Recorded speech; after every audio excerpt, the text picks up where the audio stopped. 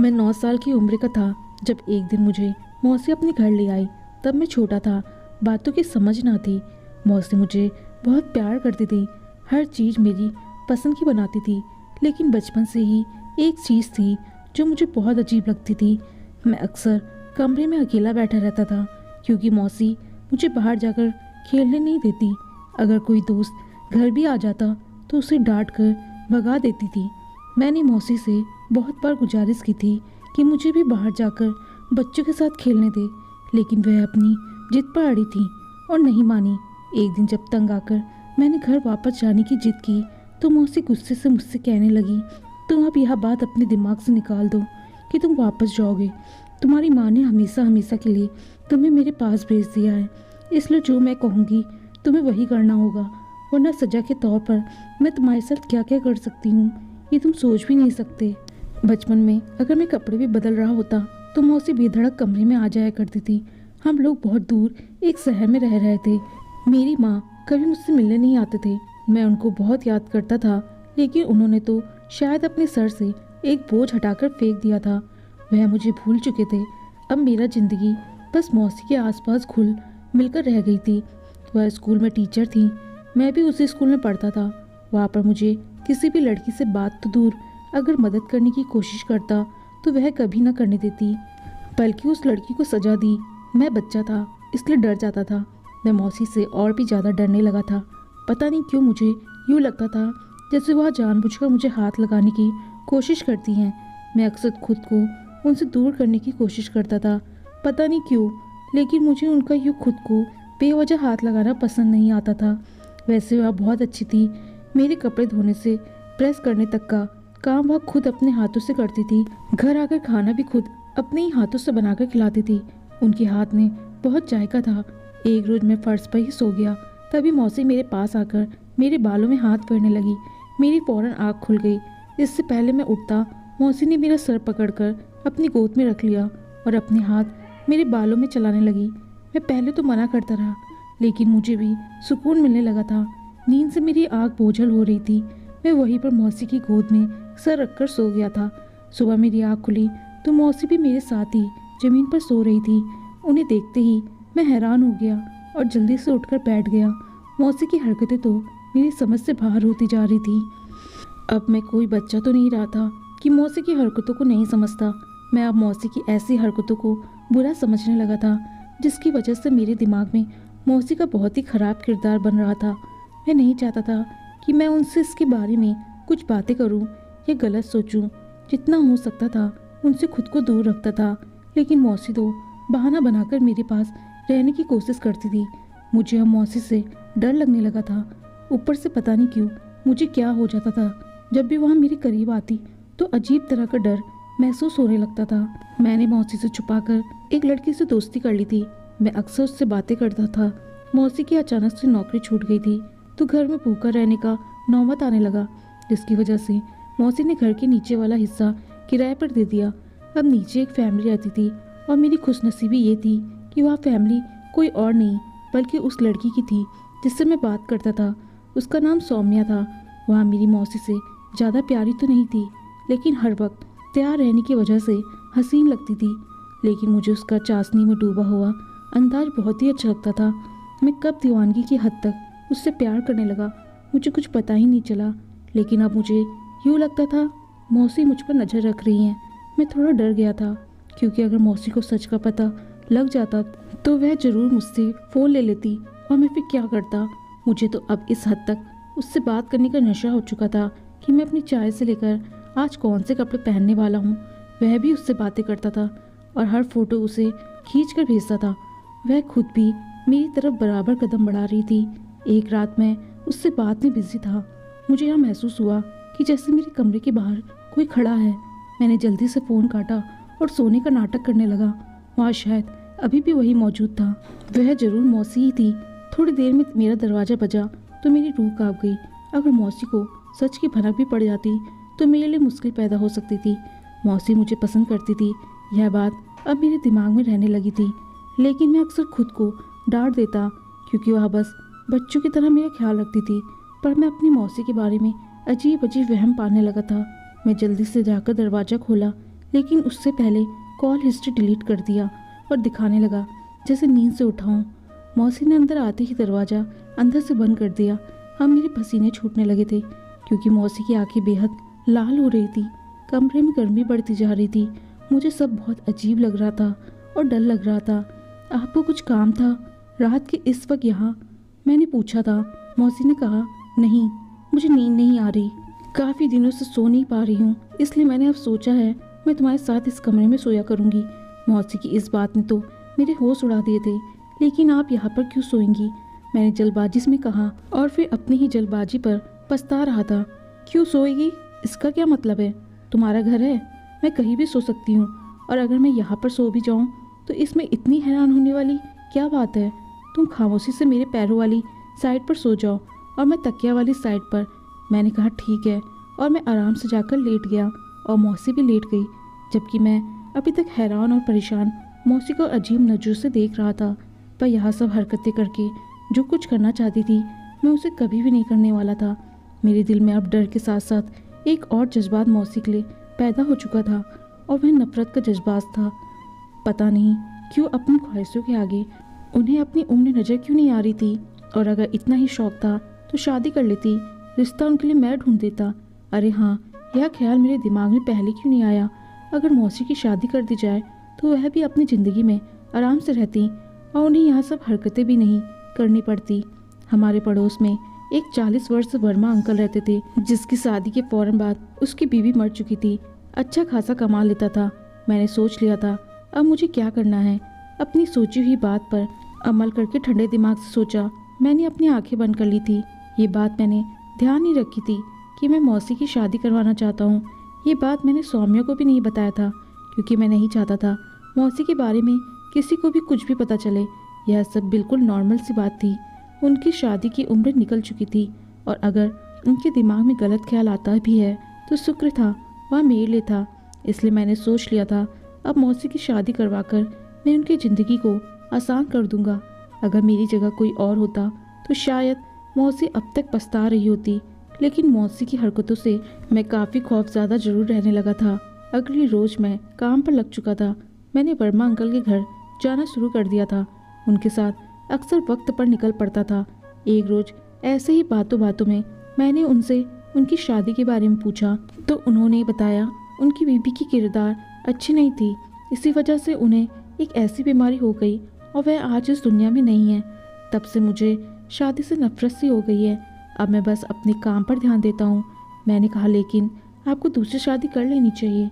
अगर एक बार कुछ गलत हो गया तो इसका मतलब यह नहीं कि बंदा कोशिश ना करे। वह शायद अपनी किस्मत में ही नहीं थी। आपकी किस्मत में शायद मेरी मौसी जैसी कोई साफ दिल की औरत है। अब आप सोचिएगा ज़रूर इस बारे में।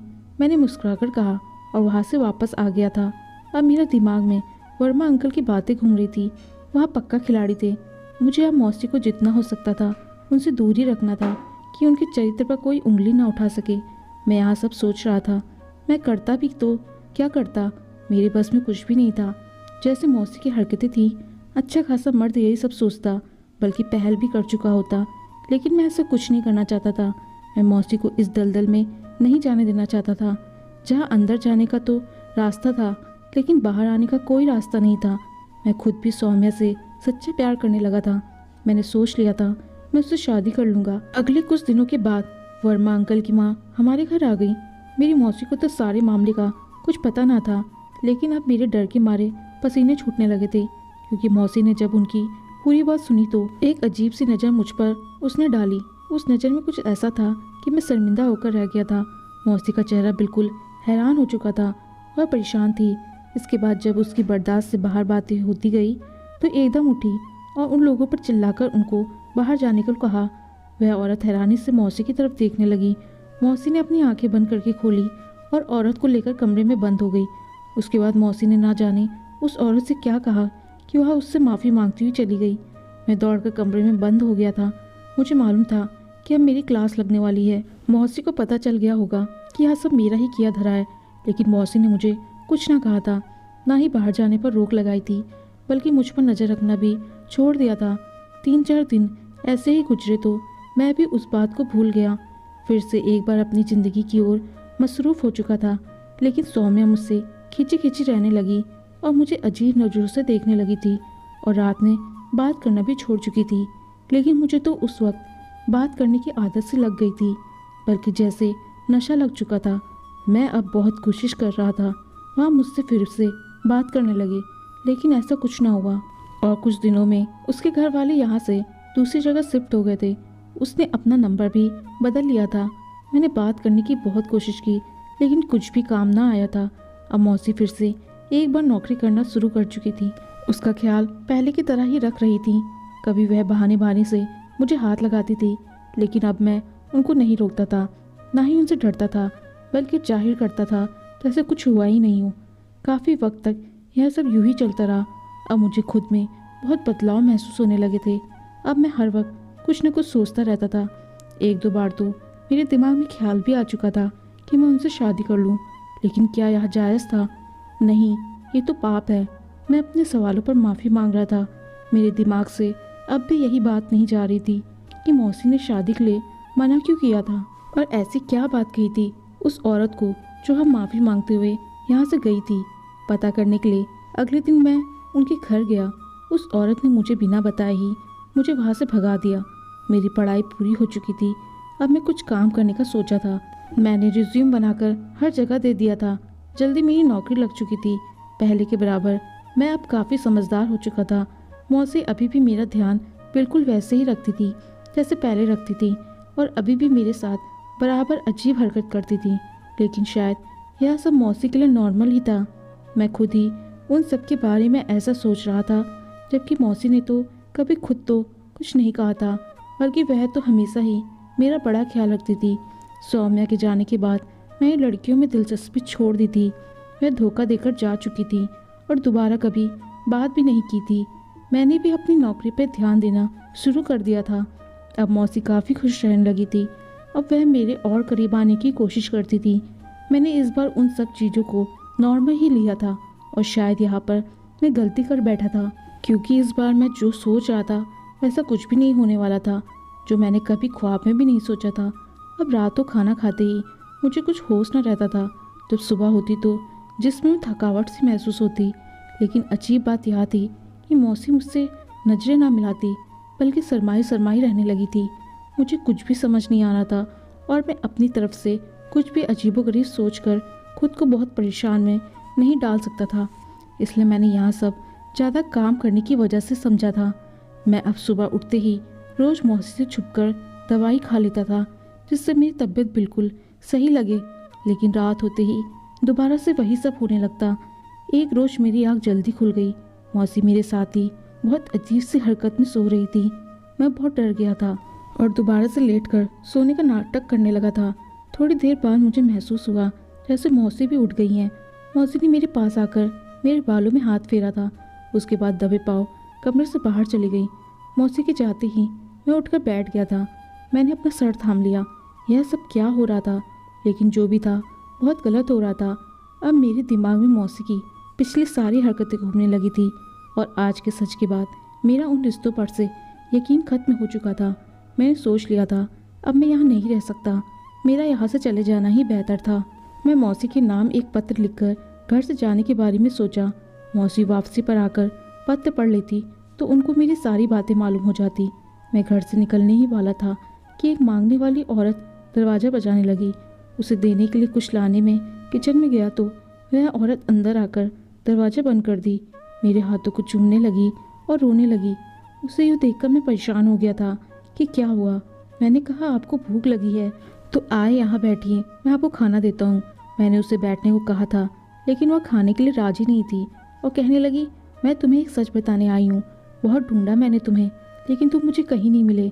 वह रोते हुए अभी भी मेरा हाथ और चेहरा चूम रही थी। उसको देखकर पता नहीं क्यों मुझे बहुत ही अच्छा महसूस हो रहा था। मैं हैरानी से उसकी तरफ देख रहा था।